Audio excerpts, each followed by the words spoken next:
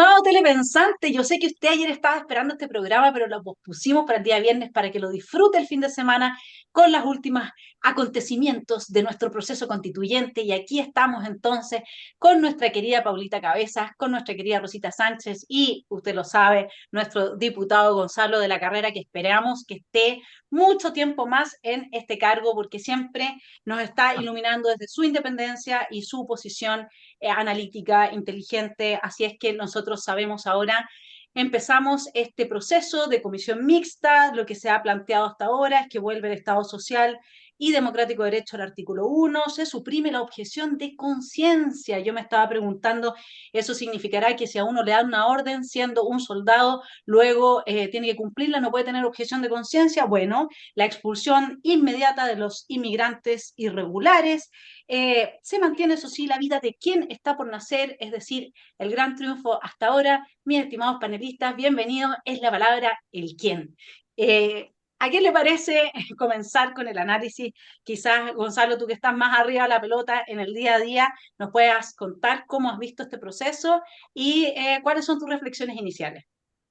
Bueno, primero decir que me sorprendió gratamente, yo ayer vi mucho rato las votaciones, me sorprendió gratamente la actitud de Chile Vamos, que fue enfático en señalarle a la comisión experta que tenían que ser deferentes con el órgano redactado democráticamente por los constituyentes. Eso para mí fue una sorpresa. También me demostró algo que nosotros venimos repitiendo hace mucho tiempo, que es que esta constituyente, algunos decían, tenemos que construir una casa para todos, y en esa casa todos tenemos que quedar lo suficientemente disconformes. Bueno, ayer las votaciones prácticamente el 80% era 12 a favor, 12 en contra. O eran 9 en contra y 3 abstenciones, que es lo mismo que 12 en contra y 12 a favor. Lo que demostró algo que hemos venido sosteniendo, que hay cosas que son binarias.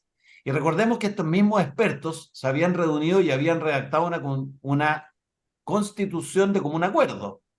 Pero llegado el momento de escoger, que es lo que hacemos los seres humanos con nuestra libertad, de escoger lo que habían hecho los constituyentes democráticamente electos, se demostró la verdad. Eran binarias las opciones. Uno no puede querer tener más Estado de Derecho y menos protección para los individuos. Uno no puede querer tener mar para Bolivia y no darle el mar a Bolivia. Eran cosas que cuando hay dos modelos de sociedad absolutamente contrapuestos, que no puede coexistir el uno con el otro, se demostró que lo que había pasado en la primera etapa del comité de expertos era solo un maquillaje. Y ayer se produjeron las votaciones y en la mayoría de ellas fueron 12 a favor, 12 en contra, con un matiz, que las 3 abstenciones que hubieron en muchas votaciones son de personas del peñerismo y de Chile Vamos, y que son las personas que permanentemente se cambian a la izquierda y nos entregan en el poder de la ley, porque aquí hay muchas cosas que van a quedar a la ley en el Congreso, y que son gente muy volátil, que finalmente no decide por principios, sino que decide por conveniencia. Y eso se vio ayer, por ejemplo, en el tema de la objeción de conciencia, se vio en la votación sobre si el inmigrante ilegal es expulsado inmediatamente, y sobre todo en la que más me preocupó a mí, que es en la democracia representativa, que es que se dejó un párrafo que se los quiero leer, que dice: la ley asegurará el acceso igualitario de mujeres y hombres a los mandatos electorales y cargos electivos, así como su participación en condiciones de igualdad en los distintos ámbitos de la vida nacional. Este texto dice, la ley asegurará el acceso igualitario de mujeres. No se entiende si es el acceso a la oportunidad o el acceso al cargo. No se entiende si es preelección o postelección. No se entiende si es una oportunidad o una obligación del Estado garantizarlo. Porque si es una obligación del Estado garantizarlo, cuando se vean las leyes del CERVEL, el CERVEL va a poder decir, mire, la ley me mandata para asegurar que quede un hombre y una mujer después de la elección. ¿Y por qué digo esto? Lo digo porque el texto de la comisión, emanado de la comisión, de los constituyentes electos democráticamente, decía la comisión, la ley promoverá, no decía asegurará, como dice hoy día. Entonces cambiaron la palabra promoverá por asegurará. Y ahí quedó una ambigüedad que lo van a resolver el CERVEL, los tribunales de justicia, cualquiera menos nosotros, y lamentablemente en ese voto se cayeron los votos de Chile Vamos, se cayó el de Catherine Martorell y el de Hernán Larraín, y en definitiva quedó una cosa absolutamente ambigua.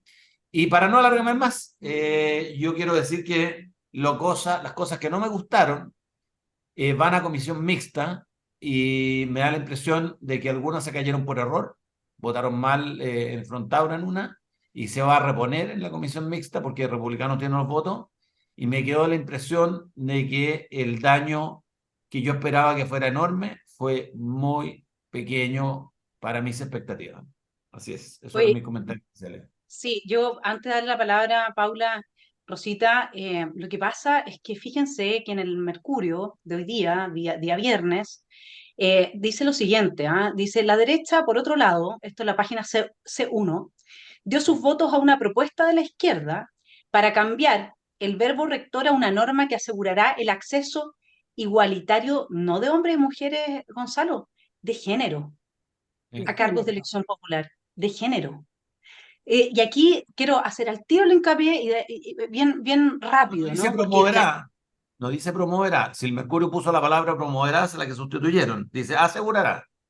ok, por un lado tienes eso, que hay que, ahora vamos a tener que ver en la redacción final, atentos, mis estimados telepensantes, y por otro lado la diferencia entre género y hombre y mujer. Porque yo les voy a contar rápidamente, para no monopolizar el programa, que la ONU reconoce 112 identidades de género. Por lo tanto, la diferencia entre asegurar igualdad de género y asegurar entre hombre y mujer es tal que les digo al tiro. Tenemos América género según el amigo con el que tú estés, hidrogénero según si tú te identificas con el agua, género vacío según si tienes la mente en blanco, pangénero según si eres todos los géneros al mismo tiempo. Adams Gender, ese es el género que se niega a ser categorizado. Andrógino, bigénero, transexual, género fluido, intergénero, hermafrodita. Entonces, ¿saben qué? Si esto dice la palabra género, eso destruye absolutamente todo. Toda nuestra democracia absoluta Según es lo la que yo entiendo, no deconstrucción. habla de género, habla de hombres y mujeres, según lo que yo Ya. recibí. Yo lo que acabo de Eh, leerles en el Mercurio está entre comillas, así que atento, mi estimado telepensante, esta pregunta queda en En el muy aire. grande signo interrogatorio, porque si es que dice la palabra género, igualdad de género significa por ahora darle, por eso yo como que me reía en la mañana mandíbula batiente, darle igualdad a 112 géneros reconocidos por la ONU, ni más ni menos. Mi estimada Rosita, ¿qué es lo que te ha llamado la atención a ti? De ahí vamos con la Paula, que tiene Mira, su buena... desde el punto de vista de la redacción, el hecho de que un texto esté entrecomillado es porque se copió textual. Textual. Y la diferencia entre el verbo promover y asegurar es notable. Yo puedo promover la candidatura de la Vanessa a cualquier cosa, pero no puedo asegurarle a ella que va a obtener un cargo. Aquí o se deja promover o se deja promover, porque no se puede asegurar. Con el asegurará significa que tenemos paridad de género sí o sí. Yo lo interpreto como que es el número de cargos, es decir, supongamos que votaron 1000 personas y de esas 1000 personas salieron electos por votación 84 hombres y 45 mujeres. Bueno, voy a tener que dejar afuera a todos los hombres con tal de que queden la misma cantidad de hombres y mujeres. Esa es la paridad de género. Sí, pero lo que pasa Y es que si la no es esa la variedad de género, Rosita. Géneros son 112 géneros. peor, No es hombre y mujer. Por lo peor tanto, porque si va un transexual o exacto, si va un un transexual pansexual, o si va uno que se un hermafrodita. considere, yo, es una cosa muy burda y casi irracional. Yo no sé en qué pensaron los de la comisión experta y los consejeros constituyentes no propusieron esto, de manera que los que están cambiando esto es, a mi juicio, directamente por instrucciones de las Naciones Unidas, la comisión experta, lo que me parece aberrante. No podemos hacer igualdad de género, podemos hacer igualdad en los cargos en cuanto a hombres y mujeres, y bueno, de ahí tenemos la Emilia Schneider, yo no tengo idea si postulo como hombre o como mujer, me da lo mismo, pero la paridad de género para mí es una aberración de partida porque yo creo que yo soy una mujer mayor y he luchado en la vida, pero desde los 18 años sola. No he necesitado ningún beneficio para conseguir nada. Lo único que he utilizado es el cerebro que Dios me dio. Y que a mí me den un cargo, me van a disculpar la expresión, porque tengo vagina, lo encuentro aberrante. Porque yo lo que gano me lo merezco con esto, no con el sexo que tengo. Porque a mí el concepto de género no existe. Existen dos sexos, hombre y mujer. El asunto del género es un invento del nuevo orden mundial para aglutinar a la gente con ideologías baratas y para que la gente que no tiene una orientación normal, que proviene de familias disfuncionales, que se siente abandonada, que se siente sola, que no tiene una identidad a la cual acogerse, ni tiene apego al territorio, ni tiene apego a la familia, ni a nada, se encasillan en esas otras individualidades para sentir que forman parte de algo, aunque ese algo sea aberrante y antinatura. Ahora, en términos institucionales, Paulita, danos tú tu visión de cómo has visto esta votación, esta relación entre el Consejo y estos expertos tan expertos? En términos institucionales. Espérate, puedo hacer una intervención cortita que no tiene mucho que ver con esto y es como para aclararle a los telepensantes una cosa que no me agradó leer dentro de lo que comentaron. Y un comentario lo dejo claro una vez porque nunca más. Decía exactamente lo siguiente, no sé quién es y se lo respondo con mucho respeto. ¿Cómo puede estar doña Paula Cabezas cuando en Punta Peuco los internos señalaron que a ella andaba promoviendo el voto a favor, creando la división entre los internos? Eso fue muy delicado. A esa persona le digo que yo sí realmente estoy vinculada con la familia militar, con los militares, tengo amigos dentro, amigos fuera por entrar, y que en definitiva yo sí voy a Punta Peuco, pero jamás he ido a promover nada, ni menos división. Lo que voy a hacer es alegrar a las personas, a tratar de atender a las personas y hacerles la vida grata, solo eso. Y que yo ande promoviendo a favor, eso nunca lo he hecho, porque no he dicho hasta ahora ni siquiera si voy a votar a favor o en contra. Lo más probable es que hoy día, a lo mejor, dentro de todo el final del programa, pueda decir qué es lo que voy a votar y por último, es una decisión propia. Pero por favor que quede zanjado el tema ahí para quienes me puedan estar oyendo, que quizás la telespectadora, la persona que lo publicó, eh, sepa que estuve atenta a ese punto específico. Ahora, con respecto a lo que tú me estás diciendo de las instituciones. Mira, en general, Gonzalo, yo a ti te oigo y dices que en realidad ha sido como poco. Yo encuentro que ha sido bastante lo que ha sucedido ayer. O sea, estamos claros que aquí todos van a tener que vender algo y todos van a tener que comprar algo para poder llegar a un acuerdo por si es que se va definitivamente a tratar de lograr el que el a favor resulte triunfante, cosa que lo dudo. Pero lo que se está haciendo sigue siendo para mí un vil engaño a la ciudadanía. En definitiva, se nos están cayendo varios puntos que eran favorables para todos, incluso las personas que están esperando el final del texto y que no quieren saber de nada hasta cuando se resuelvan instancias que son para ellos importantes, como por ejemplo el artículo de las contribuciones. eh, Encuentro que es súper importante el sacar la objeción de conciencia, o sea, va a influir indudablemente.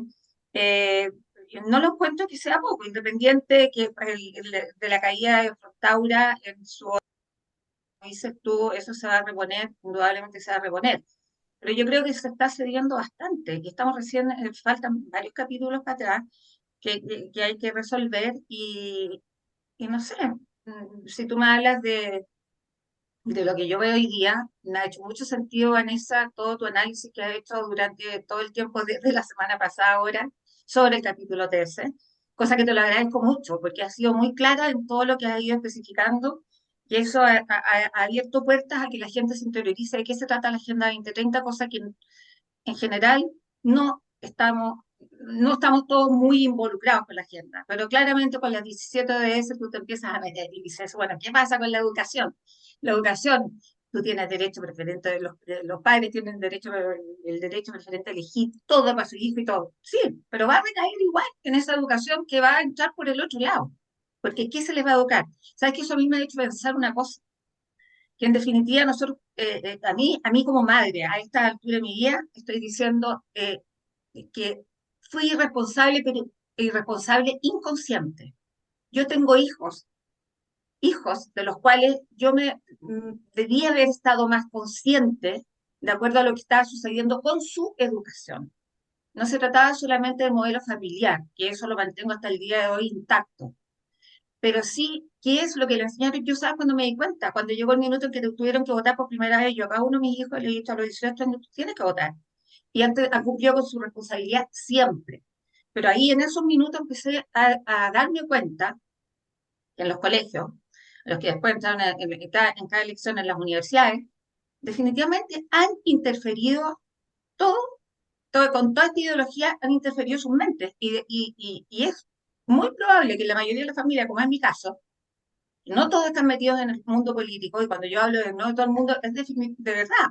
Somos los que somos, y resulta que soy la única que está metida en esto, porque es como que te engancha esta cosa y no te suelta.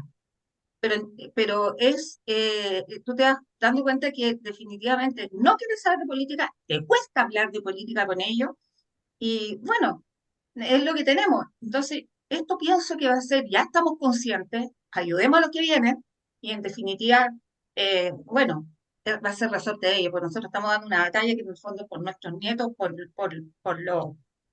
las futuras generaciones. Yo mi tarea la tengo archicumplida, y voy a seguir luchando por mi patria, porque mi familia sigue intacta, y eso lo tengo súper claro. Pero, no sé, yo sigo atenta a lo que está pasando. Sí, la pregunta es qué viene ahora, Gonzalo, tú que estás más enterado de la praxis de de toda esta cocina, de los cocineros, digamos, nosotros nos podemos tomar en serio el que se haya dejado, digamos, fuera la objeción de conciencia, o esta expulsión inmediata de los inmigrantes, o digamos que ahora repusieron esto de que no existe la nación chilena, no existe. Lo repusieron porque pusieron que la El soberanía pueblo, radica en el pueblo. en el El pueblo, pueblo, a secas. Punto. y el pueblo es para los comunistas, el pueblo es el pueblo explotado, los otros son las élites, digamos. O sea, el concepto pueblo es, y tiene que ver pueblo con un momento determinado de la vida de la nación, en que efectivamente la nación encarna en esa gente, pero esa gente va muriendo y van naciendo nuevas generaciones, y lo que se mantiene es la nación.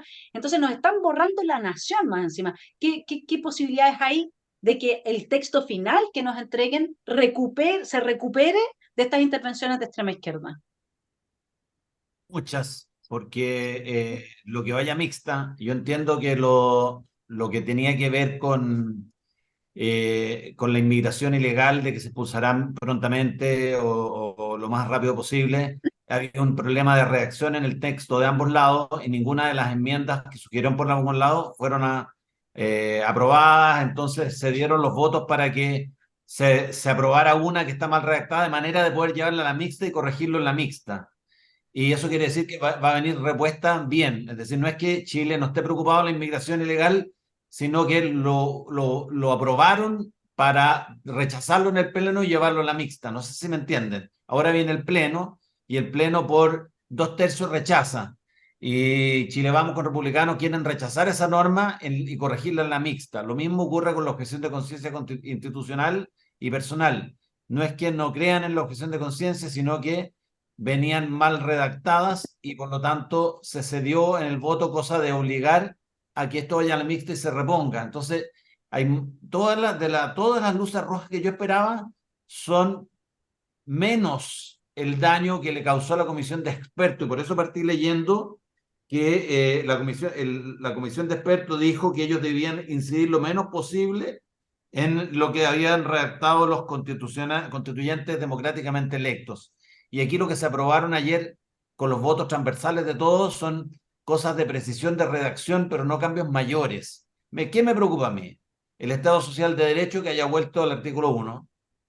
Y eso me preocupa el tema de las contribuciones, y quiero volver a aclararlo porque no toda la gente es la misma que el programa. Las contribuciones no debieran cobrarse a las personas porque porque es un impuesto al ahorro. Y como es un impuesto al ahorro, transgrede el derecho de propiedad y también el derecho de la vivienda. ¿Y por qué? Porque es un impuesto injusto, es una expropiación patrimonial que ya pagó impuesto para generar la renta que permitió comprarte un bien raíz. Y es altamente injusto porque yo podría querer ahorrar entonces monedas de oro y no voy a pagar nunca impuestos, pero si ahorro en mi vivienda, en una casa, en mi hogar, entonces tengo al Estado de socio que cuando quiere hace subir a través del sistema político, de la casta política, los avalúos fiscales, con los cuales las contribuciones aumentan, y después me dice que si la vendo y tengo plusvalía, tengo un socio que yo nunca pedí, que es el Estado, que me va a quitar un 10% sobre determinada plusvalía, y después si lo entrego a mis hijos, tengo que pagar un impuesto de herencia. En cambio, si compro una obra de arte o compro monedas de oro, no tengo que pagar nada. Entonces, hay una norma tributaria que afecta una forma de ahorro y no otras. Y yo estoy en contra de todos los impuestos que afecten el ahorro, porque el ahorro es el que trae inversión y el que trae generación de empleo, y porque las personas ya pagaron impuestos por esa renta. Entonces sería una duplicidad. Si uno habla con economistas, como Felipe Larraín, como Briones, toda esta gente lo ve desde el punto de vista de un ministro de Hacienda. Es que es un impuesto fácil de recaudar. Y como un impuesto fácil de recaudar no se puede eliminar. No, señores. Lo que debe primar no es si es fácil o difícil de recaudar, o si es progresivo o regresivo, porque afecta más a los ricos que a los más pobres. No, señores. Esto es una cuestión de principios, de ética. Usted ya grabó a esa persona y esa persona pagando todos los impuestos posibles, los intereses, los dividendos, logró hacerse de una casa, no tiene por qué seguir pagándole al Estado. Entonces yo creo que como afecta a dos derechos, que son el derecho a la vivienda y el derecho de propiedad, debe ir a reponerse. Y ese yo diría que es la mayor caída que le di a la promesa republicana en esta etapa, porque ellos lanzaron un video en el cual Paul Sfer hace de, que es uno de los consejeros constituyentes electo, que hace de, ¿cómo se llama?, de locutor, en el cual nos garantiza que vamos a eliminar las contribuciones. Y efectivamente, Vanessa Kaiser, la Tere Marinovich y yo, por nombrar algunos, dijimos que eso era una promesa que no se iba a poder cumplir o que si todavía no era certeza, no debía lanzarse como un hecho cierto. Y esa es la única que yo encontré que era grave porque se comprometieron todos con algo que no es factible o que por lo menos hasta aquí no parece ser factible que vaya a quedar en la Constitución. Esa es de las pocas que yo creo que no se va a reponer. Ahora esta va a ser la Constitución, según la izquierda. Yo ya vi todas las declaraciones. Bueno, y los dejo para que sigamos con el análisis. No voy a monopolizar yo. No, porque ahí, Rosita, ahí está el tema de la gente que dice, no, que yo, si que los comunistas van en contra, yo tengo que ir a favor. O sea, si los comunistas un día deciden que es malo abortar, yo voy a tener que estar a favor del aborto. O sea, es ridículo el argumento. Sin embargo, a lo que apela es que si un comunista está en contra es porque hay buenas razones para estar a favor, normalmente, digamos, eso es lo que diría el sentido común, ¿no es cierto? Entonces, hablando, incluso volviendo al tema más macro, eh, Polsfer hizo un video donde dice que la Constitución de 2005 está herida de muerte y que por lo tanto necesitamos esta nueva constitución y como bien dice Gonzalo, o sea, los comunistas, aunque esta constitución tuviese la utopía comunista descrita completa, no votarían a favor porque ellos quieren la suya con su asamblea constituyente, ellos quieren el modelo bolivariano en Chile y eso nosotros lo vimos y lo vimos que el 80% más del 80% del mamarracho rechazado era un copy-paste de la constitución de Bolivia. Entonces no se nos puede olvidar que detrás de eso también estaba la ONU, que la ONU asesoró al ex Consejo Constituyente, ahora sé cómo se llama, la Convención Constitucional, los asesoró la ONU. O sea, de la asesoría de la ONU resultó un documento bolivariano que era copia de la Constitución de Bolivia. Entonces, uno dice, y bolivariano, mi estimado telepensante, por el socialismo siglo XXI, por Chávez, por el castrocomunismo, eso es lo que significa bolivariano, no que sea de Bolivia, digamos, ¿no? Entonces, nosotros cuando vemos esto de que, ok, o nos quedamos con esta constitución de José Antonio, como le están poniendo, o con una constitución herida de muerte, Rosita. Mentira. ¿Cómo salvamos Bueno, esa situación? yo lamento las expresiones de Paul Sfer porque a mí me parecía en principio una persona con sus 2 minutos muy atractiva, Pero lo que él dijo es falso. La Constitución no está herida de muerte, no está herida de ninguna manera. Está vivita y coleando. Porque ¿cuántos gobiernos hemos tenido gracias a esa Constitución? 8 gobiernos. Desde 1990 a la fecha, no hemos tenido ningún inconveniente en términos de relaciones exteriores, en términos de tratados internacionales, en términos de toda la legislación que hay. Ahora, yo creo, y siempre he sostenido lo mismo, que no necesitamos nueva constitución. Voy a seguir insistiendo hasta que vote el 17 de diciembre con eso, porque no se necesita.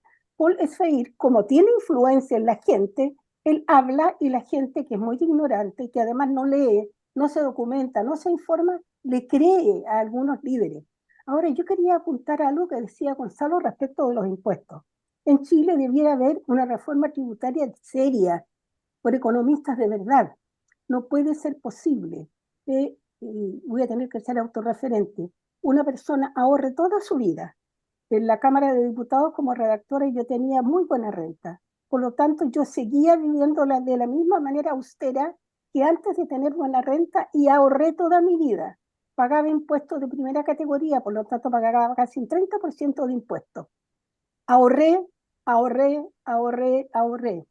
Y ahora resulta que por los intereses que me generan esos ahorros, a mí me aplican impuestos de nuevo. Eso se llama en economía anatocismo, porque tengo que pagar impuestos 2 veces por lo mismo. Si ya pagué durante mi vida laboral todos los impuestos que tenía que pagar, ¿por qué después de jubilada me castigan porque ahorré? Eso obliga a que la gente busque argucias para no pagar impuestos. ¿Cómo puede ser posible? En Argentina, durante muchos años, reclamaron los jubilados y los pensionados señalando con una consigna: el salario no es ganancia. Y efectivamente el salario no es ganancia. El salario es lo que tú recibes a cambio de un servicio. Por lo tanto, los jubilados no tendríamos por qué pagar impuestos. ¿Por qué tengo yo, siendo jubilada, que pagar impuestos en circunstancias de que lo que percibo, después de haber percibido cierta cantidad, es la quinta parte de eso? Y más encima me pagan impuestos. Y más encima me quieren obligar a irme a FONASA para yo, con el 7% que aporto a la ISABRI y tener buena salud, le tenga que pagar una mejor salud a gente floja que no se meró, que no trabajó, que no hizo nada. La mendicidad para mí no existe. Entonces aquí tendría que haber una buena reforma tributaria que aplicara impuestos que corresponden. El impuesto, las contribuciones son un robo legalizado. Y como todos los impuestos en Chile parten siendo transitorios para resolver una situación catastrófica y quedan como permanentes. Y el único servicio de todos los servicios públicos en Chile que funciona como reloj es el servicio de impuestos internos. Pobre de ti que se te olvide pagar impuestos. Aquí yo pago impuestos por mi departamento y pago impuestos por cada estacionamiento que tengo y pago impuestos por la bodega. ¿A ustedes les parece cuerdo eso? Sí, lo que ¿Razonable? pasa, Rosita, es que ahí es donde está, mira, vamos a ir de lo particular a lo general, y para que usted se dé cuenta, mi estimado telepensante, lo importante que es la casuística que nos está poniendo Rosita sobre la mesa. Cuando usted pone Estado Social y Democrático de Derecho, usted lo que está dándole al Estado es más poder para más impuestos, para más redistribución. Porque aquí, como decía Gonzalo, hay dos proyectos de sociedad que son contrarios, que no dialogan entre sí. Uno es el proyecto de la igualdad, donde evidentemente, Rosita, si tú tienes algo que el otro no tiene, yo te tengo que quitar la mitad para que los dos tengan la mitad de lo que tú tienes. Eso es lo que está a la base de la ética de la izquierda y de la extrema izquierda. Para ellos, lo ético es la igualdad. No es que tú te hayas ganado lo que te ganaste con el sudor de tu frente, o han visto alguna vez a una persona de extrema izquierda criticando al narcotráfico por ser multimillonarios a costa de actividades ilícitas. No, al contrario, los apoyan con cada una de sus leyes, porque lo que a ellos les importa no es si lo que proviene, lo que tú te ganaste es producto de tu mérito o no, lo que a ellos les importa es que exista igualdad, y ellos son los redistribuidores de la igualdad. Por lo tanto, todo lo que tiene que ver con los impuestos de contribuciones, obviamente que graban la propiedad, y no solamente porque sea fácil cobrarlo, es porque la propiedad establece una desigualdad respecto de quién no tiene propiedad, y por lo tanto tú tienes que pagar por esa desigualdad que generas en la sociedad, que genera estas tensiones, ¿no es cierto?, a partir de las cuales, digamos, se producen los antagonismos sociales que Marx bien describe, nos lleva siempre a este estado revolucionario, y por lo tanto, para que nosotros vivamos en paz, tenemos que suprimir la propiedad. Y esa es una manera de avanzar en la supresión de la propiedad. Y eso está muy además promovido ahora por la Agenda 2030, etcétera. Por lo tanto, el tema que nos lleva a esto es, Paula, al asunto del Estado Social y Democrático de Derecho.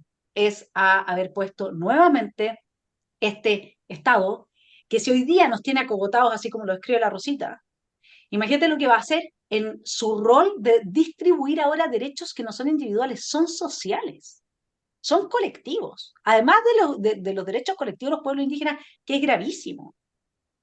No sé tú ahí, Paula, cómo ves el tema del crecimiento del Estado, de haber puesto nuevamente este artículo por Mira, sobre...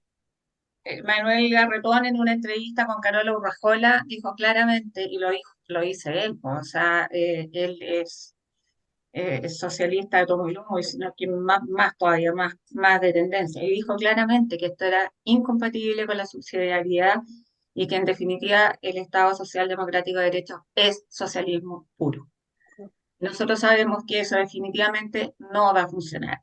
Ahora, con respecto a lo que está hablando Rosita, de lo que estamos hablando y lo que nosotros todos hemos trabajado, los cuatro que estamos acá, o sea, y sabemos lo que es vivir y sabemos qué es lo que se nos descuenta y en base a, y que de pensar que esto se va a ir a personas que en definitiva, como dicen, no trabajan, ya, eso es un problema. El problema es que todo lo que se quiere ofrecer, primero, un Estado que no es confiable, segundo, que podemos caer de nuevamente en un Estado no confiable, ¿no es cierto? Porque nadie nos garantiza lo que venga después. Pero también tenemos que ir considerando eh, que las generaciones venideras hoy día ya no tienen más de 2 hijos, un hijo, con suerte. ¿Cómo se va a subvencionar todo eso más adelante? En generaciones posteriores. O sea, ¿de qué se va a vivir? O sea, no veo por ninguna parte el que no sea el que nos estén machacando por ahora, para que subsistan los que nos siguen, ¿no es cierto? O los que están más necesitados en este minuto. Pero ¿qué pasa con generaciones posteriores? Y hoy día no está instaurado el trabajo como lo teníamos nosotros. Hoy día no es lo mismo no es lo mismo. Hoy día tienen no sé, la mirada es más globalista, se van de los países, trabajan en otros países, no se van a hacer cargo de lo que tiene que funcionar acá en Chile. Y eso yo lo encuentro como de mirada a futuro, lo encuentro que es, de verdad, no sé, pues no lo veo un futuro muy auspicioso. Habría que decir que la derecha hizo un gesto, mira, la derecha hizo un gesto a la izquierda devolviéndole la cláusula del Estado Social al artículo primero de la propuesta de la nueva Constitución. Eso es como lo trata la prensa, hizo un gesto. Esto no es un gesto, esto es una Van a hacer concesión, varios gestos. es Una una claudicación, rendición, es ¿sí? una rendición, es una claudicación. Es decir, la derecha, estos expertos nombrados a dedo, le hicieron un gesto a la izquierda. ¿Pero dónde le hicieron el gesto? Donde más le interesa a la extrema izquierda, en hacer de Chile un país socialista. ¿Por qué no encontraron mejor hacerle un gesto, una concesión en otras cosas? Por ejemplo, se me ocurre en, no sé, pues ¿Qué ¿qué es lo que más podría te ser? afecta? ¿Ah? ¿Qué es lo que más te afecta, Erdi? No, a mí me afecta al Estado Social y Democrático de Derecho que le hagan un gesto en algo que es la base de la borde número 5 que tanto criticamos. Entonces, yo creo o aspiro que Republicanos lo rechace con los 2/3 y lo lleve a la comisión mixta y esto vuelva atrás. Porque aquí no se trata de una constitución, aquí se trata de ejercer la mayoría que nos entregó el soberano, que es el pueblo. Si las elecciones son para eso es la democracia. Yo quiero que se reponga que una persona, un voto vale lo mismo. Es decir, me importa nada que tengan igualdad de oportunidad los hombres y las mujeres, ojalá la tuvieran en todo, pero me importa mucho que por obligación salgan electos la misma cantidad de hombres y de mujeres. Eso me importa porque cambia el sentido de la democracia profundamente, daña la igualdad del voto, les es meterle la mano a la urna. Pero también me gustaría que republicano dejara de comprarse esta idea de que si tú haces la constitución como me gusta a mí, entonces puedes liderar el proceso, entonces puedes ser presidenciable. Pero si no la haces, entonces eres antidemocrático. No, señores, la democracia se manifestó en las urnas, le dio la mayoría a un grupo para construir una casa. Es decir, no mandató a 10 arquitectos para hacer una misma casa, mandató a un grupo de personas. Y aquí ese grupo de personas no tiene por qué ir y devolverle o sea, trampear al soberano cambiando el mandato que le dieron. Los republicanos tienen todo el derecho de ejercer la mayoría que le dio en las urnas la ciudadanía para construir una constitución, que ahora quieren llamarle la constitución es una cosa. Yo todo esto no estoy seguro y voy a esperar hasta el final de cómo va a ser mi voto, porque si se repone la mixta y se cambian estas dos cosas, que es el Estado social, democrático, de derecho y progresivo, no deben ser parte del artículo primero, ni deben ser parte de la Constitución del Estado social democrático, y hay libertad de conciencia, o sea, hay objeción de conciencia institucional y personal, y se respeta el derecho de propiedad, y se respeta que no se cobran contribuciones, y todas esas cosas, yo volvería a estar por el apruebo. O sea, nunca estaba por el apruebo, pero lo consideraría. Por ahora prefiero esperar, pero quiero volver a remarcar lo que dije al principio. Me sorprendió ayer porque pensé que la pérdida que íbamos a tener que hacer era mayor. No sé a ti, Vanessa. Yo la verdad es que creo que a republicanos nadie los eligió para redactar ninguna constitución, sino que porque estaban por el rechazo. Creo que eso es algo que se ha instalado. Nos van configurando la cabeza, nos van creando un imaginario inexistente. Nadie votó por republicanos. La gente no vio ni siquiera quién era el candidato. La gente ni siquiera leyó el programa del candidato republicano. La gente dijo, ¿quién está en contra de toda esta cuestión? ¿Republicano? Vanessa, ¿cuál es el republicano? Listo, tal número. Así Ese fue, fue el así voto. fue. Nadie votó por republicanos para que estos señores, porque ni siquiera ellos pensaron nunca que iban a sacar más de 12 consejeros. Nunca. Ellos mismos estaban en contra de todo este proceso. Así que yo vuelvo al origen de esta cuestión y a mí me parece que a republicanos nunca debió de haber asumido la traición a su electorado. Porque así como tú estás poniendo el énfasis en que nosotros no metamos la mano en la urna, en que nosotros respetemos el principio de una persona, un voto, bueno, yo voy a poner el énfasis en el principio de la representación. Si yo he sido electo porque tradicionalmente durante todo el proceso he estado en contra, luego no puedo darme la vuelta a la chaqueta de la manera que lo hicieron ellos, y aquí es donde se enojan conmigo, donde me dicen, pero ¿cómo eres tan crítica? No sé qué, si nosotros, ok, una vez electos, ellos tenían el derecho de hacer la interpretación que quieran del voto que se les dio. Hicieron una interpretación que a mi juicio no es coherente con el voto que se les dio, porque la gente no votó por ellos porque la gente diga, estoy de acuerdo con las ideas de republicanos. De hecho, el nivel de resistencia que suele tener su candidato José Antonio Kast en la población en general es muy alto.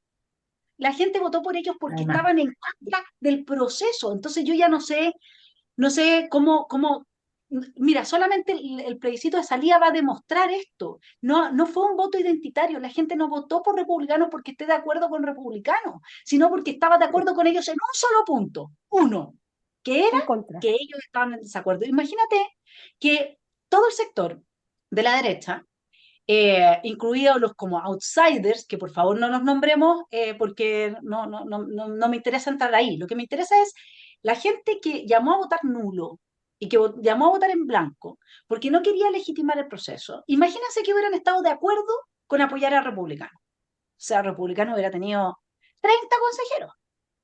Porque esos son casi 5 millones de votos. ¿Cuántos son? No, 3 millones de votos son, entre nulos y blancos en el tema de la elección de consejeros. 3 millones de votos. Imagínense que esos 3 millones de votos hubieran ido para republicanos. O sea, hubiesen tenido una mayoría aplastante en el Consejo. ¿Y qué hubieran hecho con eso? Haber dicho, no, es que todos nos eligieron porque quieren nuestra idea. No, compadre, es que la gente está picada con la clase política y los quería castigar a través de ustedes.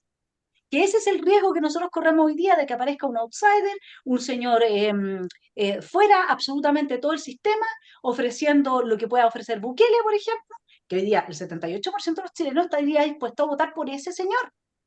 Entonces, francamente, el riesgo que está, la irresponsabilidad de la clase política completa en este caso, porque ya ni siquiera nos quedó pucha, antes podíamos mirar a republicanos, lo siento mucho. Hoy día, en este contexto, al menos lo que respecta a este plebiscito, ya no podemos mirar a republicanos porque ellos legitimaron esto. Y entonces, como bien dijo la Tere ayer en su declaración de que FNM toma la posición en contra, que sé yo, esto no es que uno les tenga animadversión, uno respeta a quienes están a favor, uno respeta a los que creen que fueron electos, porque de repente se les pasó eso por la mente, no, si nos eligieron para ser la luz de este proceso.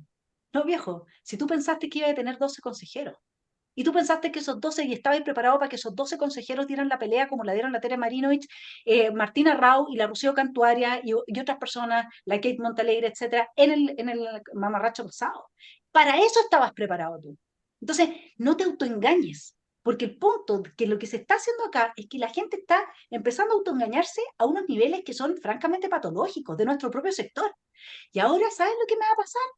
Me pasa a mí cuando yo miro este nivel de autoengaño, que los veo criticando a Chile Vamos, que siempre son acomodaticios, que no respetan sus principios. Mira, bueno, ahora te está pasando lo que antes criticabas que le pasaba a Chile Vamos, porque estos son mecanismos psicológicos de autodefensa para seguir perteneciendo al rebaño al que se pertenece. Entonces ya no hay disidencia. Y a los que disentimos, bueno, ahí no sé, la Paulita parece que tenía ganas de agregar algo a mi perorata. Fue No, súper sí. elocuente. Yo O quiero sea, decir que fue súper claro, elocuente lo que acabas de decir, Vanessa, y te encuentro toda la razón en que la gente votó por republicanos no por sus ideas, sino porque estaba en porque contra estaba en contra. de este proceso. Y fíjate que esta constitución, si se rechaza este plebiscito, va a ¿Mm? ser la constitución que más pruebas de blancura ha pasado. O Amén. sea, ha resistido todos los embates posibles y con eso volver a lo que decía la Rosita de la falacia de Paul Sver. Esta constitución no está herida de muerte. Los políticos, el sistema político y la casta política piñerista y de la democracia cristiana a través de Jimena Rincón y Matías Walker han tratado de hacernos creer que ellos pueden herir de muerte esta constitución, como lo hicieron bajando los quórum o como lo hicieron haciendo reformas constitucionales que nos permitieron llegar a este proceso, rechazarlo y volver a reabrirlo. Pero eso responde a una cosa, responde a que aquellos que estamos en el Parlamento y juramos respetar la Constitución no están dispuestos a hacerlo. Y eso puede pasar con la Constitución vigente, como puede pasar con cualquiera nueva. O sea, nada garantiza que lo que dice Paul Sver es cierto. Cualquier constitución puede estar herida de muerte en la medida que la institucionalidad no la respetan y no haya consecuencias por no respetarla. Yo creo que lo que se hizo con la constitución vigente, de violarla sistemáticamente y que toda la Claro. casta política se haya hecho los lesos, es una violación a una promesa sagrada que hicimos todos los que fuimos democráticamente electos de respetar la constitución. No es un problema de la constitución, es problema de las personas que con su deshonestidad para ejercer un cargo le hicieron un daño, pero ese daño lo pueden hacer ahora y lo pueden hacer mañana. No, y bueno, la además, Rosita, Constitución, ¿cómo es? perdona ¿Qué? Paula, Dime. pero Sí, en este dale. punto la Rosita seguro que ya le dio varias vueltas. Además, el proyecto de constitución que se nos va a presentar en diciembre tiene como mecanismo de reforma que puede ser Reemplazo. de reemplazo total, completo. O sea, esta constitución que nos están planteando, a menos que eso se cambie, pero eso parece que no se va a cambiar, esta sí que viene herida a muerte, ¿no? ¿Cómo te parece a ti, Rosita? La que viene agónica. La nueva que vamos a votar el 17 de diciembre viene agónica. A mí me gustaría sacar a colación la respuesta que le dio Tomás Jocelyn Holt a Fernando Villegas. Lo hizo de manera notable, magistral. El único defecto que le encuentro a Tomás yo es que utiliza terminología en inglés que el resto del pueblo no puede entender. ¿Se fijan? Gerrymandering la entiende muy poca gente. Eso es, ¿Qué fue lo que le dijo? le dijo que, le dio como 5 razones para no estar de acuerdo con lo que él quiere aprobar. Entonces, en esas 5 razones que son muy interesantes fueron la exposición de Tomás Jocelyn Holt fue muy buena, fue brillante, fue notable, pero él le cuesta mucho tener un lenguaje que llegue al pueblo. Él le ¿Pero qué fue lo contestó, que dijo? le dijo que había 5 razones para no estar a favor de lo que decía el Villegas, porque de partida los jueces no van a poder jubilar a los 75 años, lo eliminó. Eliminó, además, va a ser posible, de acuerdo con la nueva constitución, que personas que están sometidas a juicio, como Escobar en Colombia, puedan ser candidatos. Es decir, quita toda la honorabilidad a quienes son miembros del Congreso. Se suponía que ustedes eran llamados honorables porque trabajaban ad honores, los primeros senadores que hubo en Chile. Pero ahora la honorabilidad se ha perdido. Y como dice, la Constitución ha sobrevivido a 8 gobiernos distintos desde 1990. 8 gobiernos distintos funcionando bien, hasta el estallido social.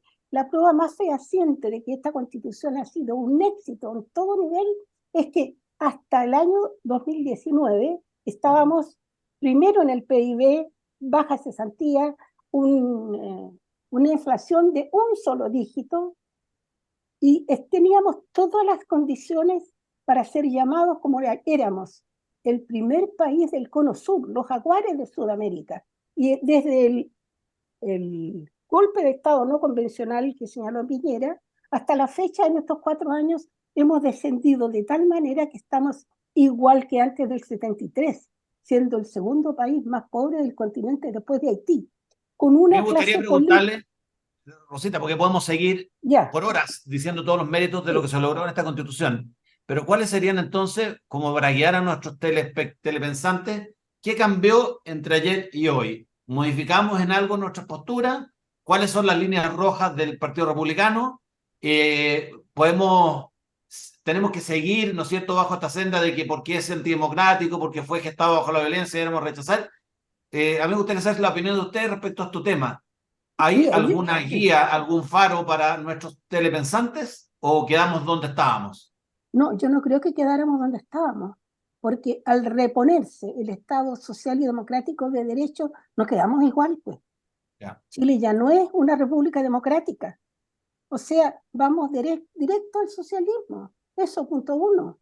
Punto 2, que van a ir de candidatos, pueden ir de candidatos personas que no tienen idoneidad. La casta política perdió el norte, perdió la brújula, ya no es representativa del soberano. Con esto de la paridad y la ideología y el género, resulta que la representatividad democrática se va al tacho de la basura. Yo no estoy de acuerdo con ello. Yo no quiero beneficios. Yo quiero un trato igualitario en términos de oportunidades, no en términos de mendicidad.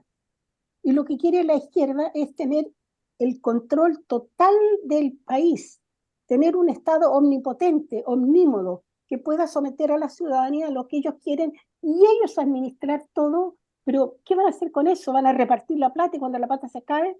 Yo recuerdo cuando empezó cuando este proceso empezó en Venezuela. Mi hermano tenía tengo lamentablemente que ser autorreferente, una pareja de criados, porque tenía una casa, un terreno de 1 hectárea, y el gobierno de Chávez empezó a pagarle a la gente que no trabajaba $400 a cada uno. Entonces mi hermano dejó de tener esa pareja de criados en su casa, a los que le tenía casa y les tenía comida y les tenía todo. Cuando ya repartió toda la plata que había en el Estado, Venezuela se convirtió en lo que es ahora, siendo el país más próspero que había en el continente y en el Caribe, con una producción de petróleo que ningún otro país tenía. Ahora no tienen ni siquiera petróleo, tienen que importarlo. La gente está comiendo en la basura. La pobreza es franciscana. Yo no sé si ustedes han estado más de una vez en Venezuela. La primera vez que yo fui en el 95 era un país próspero, maravilloso. Todos querían irse a Venezuela. Ahora, ¿quiere irse alguien a Venezuela? Y ahora, Bueno, el hecho de que llamen que la soberanía reside en el pueblo es un error garrafal. No reside en el pueblo, reside en la nación. En Chile tenemos pueblo chileno, pueblo venezolano, pueblo haitiano, pueblo colombiano, pueblo huilliche, pueblo mapuche, pueblo aymara, y la nación es el conjunto de los pueblos que constituyen una identidad total. Eso es una nación. Chile es una nación única e indivisible y no tendría por qué dársele, y ya se les está dando en la Constitución actual, derechos colectivos a los pueblos originarios porque genera una discriminación hacia todo el resto de los chilenos. No puedo estar de acuerdo con ello. No puedo. Miren lo que les mandé por WhatsApp. Vámonos, ¿Qué Paula. mandas? querido Sante. A ver, ¿Qué me lo mandaste a mí? No, chuta. tú ¿Va dirigido has para mí? hablado poco. No, pues si no me han dejado hablar, pues no importa, yo lo escucho feliz. Pobrecita. Pero te voy a decir una cosa, mira, de lo que están hablando, ya después lo veo, porque si no, no voy a poder hablar nunca, po. Por supuesto que han pisoteado esta constitución, todos. Lo que pasa es que antes, y voy a volver ahí al tema de los partidos políticos y de los políticos y lo que nos tiene. Primero que nada, el objeto del deseo no es la constitución, aquí es netamente político. Y lo que se esperaba y que mucha gente hoy día está acusando de traición por parte de los republicanos, porque se llenó el chat, está tapizado, todos los chats en los que yo estoy, está tapizado de la palabra traición. Traición. Y es verdad, porque entró en esto que le denominan los gestos, como dice Gonzalo, que sale en el diario, pero en el fondo son acuerdos, acuerdos que sí ellos estaban dispuestos a transar de todas maneras. Porque de otra manera, yo en uno de los programas anteriores dije cómo se tira a la piscina apostando todas las cartas José Antonio y diciendo que en 2 meses va a dar vuelta, categóricamente va a dar vuelta el tema a la favor. Eso hizo clic. Ese clic, yo para mí, personalmente creo que definitivamente ya estaba transando. No me cabe en la cabeza otra cosa de tirarse a la piscina solo, porque se podría haber ahogado al tiro. Bueno, me molesta profundamente, y ahí sí que entro con todo, me molesta profundamente que la única escapatoria que posiblemente se veía y con qué se tiene, yo para mí, siempre independiente de lo que puedan estar escribiendo en el chat, hoy día en el chat en este programa, pero sí, definitivamente, Republicanos está en problemas. Entró en el clan de todos los partidos y es más de lo mismo. Nos guste, les guste, de verdad, no me queda otra cosa que decir porque es una realidad que nadie la puede eludir. Ahora, ¿qué puede pasar? Yo creo que pueden seguir pasando cosas más malas. Por ejemplo, yo me voy a ir a un borde que era el capítulo de las Fuerzas Armadas, el que se eliminó, ¿no es cierto? Y entró el capítulo 5, el que venía, perdón, el borde 10 venía y decía que las Fuerzas Armadas iban a estar subordinadas al Poder Civil, listo, al Ejecutivo. ¿Qué es lo mejor que lograron? Porque se llenan la boca en este minuto, perdón que habla así, pero en definitiva sí metieron un capítulo nuevo, la Defensoría de las Víctimas, que lo encuentro sensacional. Ojalá que si se aprueba o no se apruebe, esa cuestión sí se considere, porque es ultra necesario con la constitución actual que va por un mecanismo de ley se pueda lograr. Lo mejor que lograron ahora es volver con el capítulo de las Fuerzas Armadas que se llama Capítulo de Defensa Nacional y aparte además hicieron todo lo que es fuerza y orden. Pero en el artículo 115, que aquí lo tengo, y a mí esto me hace mucho ruido, yo se lo pregunté en una reunión a Antonio Marchesi, porque dio una cuestión y la verdad es que no quedé muy contenta con su respuesta. Como para llegar a un acuerdo, o sea, ustedes se imaginan que esto, para llegar a escribir algo que llegue y sea un acuerdo que pueda ser aprobado, vean lo que llegó y vean lo que se fue de vuelta. Y yo quiero llegar específicamente cuando se llegue a la votación de este capítulo dentro de los expertos. Habla lo mismo que la Constitución actual, pero le agrega en el inciso 1 se dice, ¿no es cierto, Rosita? Sí. Sí, ya. A la cuarta dice, el 1, que yo estoy aprendiendo también, pues estoy igual que muchos que no se manejan con esta cosa, pero dice, el presidente de la República es el encargado de conducir la defensa nacional y asumir en caso de guerra la jefatura suprema de las Fuerzas Armadas. Ese, esas dos líneas a mí me dejan marcando ocupado, porque queda abierto para lo mismo, según yo, para lo mismo que venía establecido en el borde 10 de forma más acotada, que ha subordinado al presidente de la República. Y eso, mirado desde el punto de vista de defensa, de soberanía, defensa, cuidado de nuestro país, todo lo que tuviera, para mí es una cuestión sumamente grave también. Que para mí entiendo es lo que está pasando. pero lo que estaba complejo en la reacción del borde sobre las Fuerzas Armadas es que la existencia dependía del gobierno de turno. En todos los países democráticos, las Fuerzas Armadas están subordinadas al presidente de la República. Sí. Sí. Eso no existe que no sea así. No son deliberantes y quien asume la jefatura y quien asume como jefe de las Fuerzas Armadas en caso de guerra en todos los países del mundo es En el caso de presidente. guerra. Sí. Sí, po. ¿Y Pero es cuál que es ahí el lo distinto? dice, y ¿Ya? asumir, es un y asumir, es el y asumir en caso de guerra, la jefatura suprema de Eso la sí, Fuerza Armada, eso sí se sabe, Sí, pero la sí. parte anterior a mí, no sé, Pero la personalmente parte me hace anterior mucho es ruido. que están sujetas al presidente de la República, así pero es. eso es distinto de no ser deliberantes y ser obedientes al poder político, que eso, el poder civil, digamos, que eso está en todas las democracias, eso es distinto de lo que estaba establecido en el borde, que es que la existencia dependerá, o sea, podía llegar Boric, como lo hacían con el mamarracho, y decir, ya no tenemos más Fuerzas Armadas en Chile, las Fuerzas Armadas son internacionales y se deben a los otros Mm. países latinoamericanos, ¿me entiendes? O sea, eso es lo que se habilitaba con ese borde, que era tan, digamos, de difícil digestión que uno haya visto a personas que saben de derecho y que no se hayan, por ejemplo, como don Hermógenes Pérez de Arce, que aquí le mandamos un cariñoso saludo, y que no se haya percatado de ese detalle, que la existencia no puede quedar supeditada a la decisión del gobierno de turno, la existencia, no su Sí. funcionamiento, ¿se entiende? Entonces, ese era el punto ahí. Bueno, les dejo abierto para que vayamos finalizando porque hemos cumplido con este tiempo de análisis de nuestro proceso constituyente que todos queríamos, porque, por el que todos votamos el 4 de septiembre, que todos hemos abrazado desde el primer momento y estamos muy contentos con nuestra casta política, como nos representa en su máxima plenitud. Vanessa, yo quisiera hacer un alcance de redacción. Resulta que el capítulo primero que modificaron dice, de esta manera, el artículo 1 del texto quedaría de la siguiente forma. La dignidad humana es inviolable y la base del derecho y la justicia. ¿Eso les suena a ustedes correcto? ¿No les suena como que está inconcluso? Eso, y la base del derecho y la justicia significan tal o cual cosa. No lo analizaron. Yo puse que en la redacción estaba, se presta para equívoco, para interpretación. Y nada que se preste para interpretación puede ser bueno. Aquí dice que se votó la observación de la oposición siendo aprobada por 14 votos a favor. Y el artículo 1 quedaría de la siguiente forma. La dignidad humana es inviolable. Sí. Y la base del derecho y la justicia, ¿qué? O sea, ¿qué? ¿Y la base del derecho qué? ¿No habría quedado mejor de otra manera?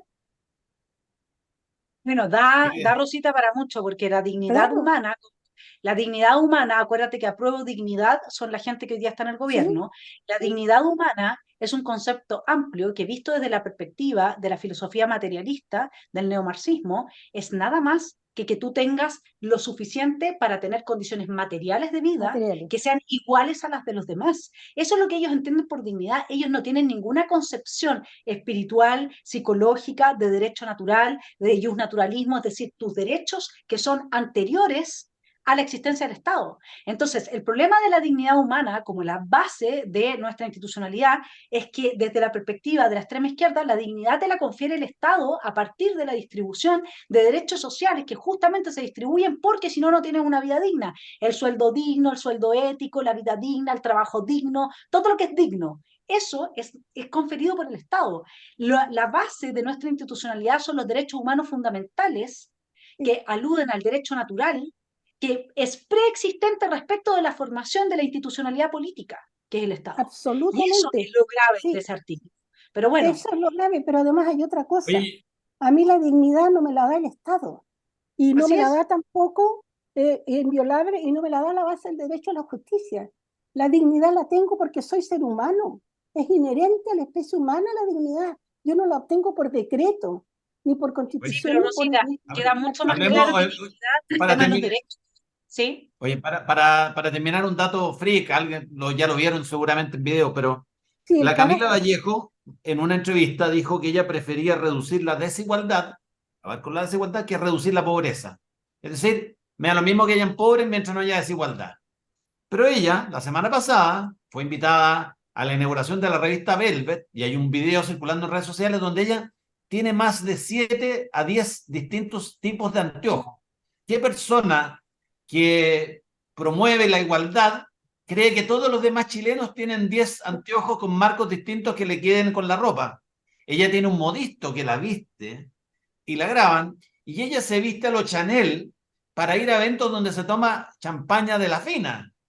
Entonces, ella no solo ahí ya no es pobre, sino que también ella es desigual, porque no todos los chilenos pueden asistir a los eventos que ella asiste, no todos los chilenos pueden vestirse con la ropa que ella se viste, y no todos pueden beber de la champaña que ella bebe. Entonces, ¿en qué quedó esto? Que ella prefiere reducir la igualdad antes de reducir la pobreza, habiéndosele ofrecido ser desigual, como fue en ese evento, ella optó por ser desigual en lugar de optar por los pobres. No, Gonzalo, Y yo creo que ahí Así tú es. te equivocas porque el lema de esta gente está expuesto en el libro de Orwell, La granja de los animales. Lo La que pasa es que granja.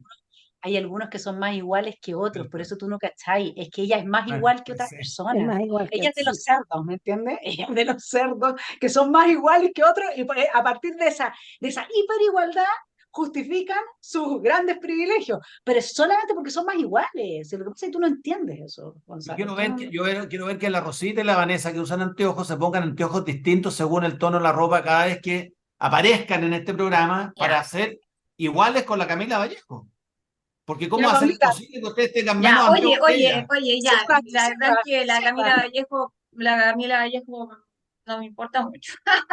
Ya, Pero es pero que mira, es voy a dejar resulta que una ella pregunta va a ir de hecha, candidata porque, presidencial además, pues. Sí, pero Entonces le Rosita, viene por dejemos que la oye, Paula cierre el programa ya, porque ya estamos pasados, oye, ¿ya? mira, voy a dejar una pregunta hecha para quienes estén oyendo el programa, porque como no sabemos en qué va a terminar todo esto, qué tan más perjudicado puede salir de vuelta el texto por parte de los expertos, eh, a- yo le dejo una pregunta a los consejeros republicanos.